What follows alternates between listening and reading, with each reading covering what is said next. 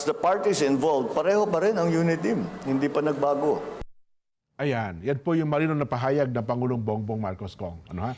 So talagang iintayin natin kung ano talagang tatahakin na direksyon ni Vice President Inday sa susunod na eleksyon. Ayan. Di ba? Kung kaya nga. Pero teka muna, paano natin malalaman kung kakayanin niya? Hindi pa natin alam kung sino itatalaga ng Pangulo. Ikaw naman. Hindi, pero at least alam na natin ang magiging challenge na kakaharapin niya Kong. Di ba? Oh. Garl, kung pag-uusapan yung assessment na yon, Opo. masyado naman tayong kulelat diyan. Ganon din sa teams diyan, ha?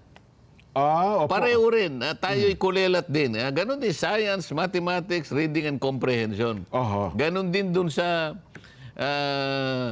PEA Southeast Asia. Oho. Paano gagawin natin kung halimbawa hindi natin may tataas yung kalidad ng ating mga estudyante? Oho.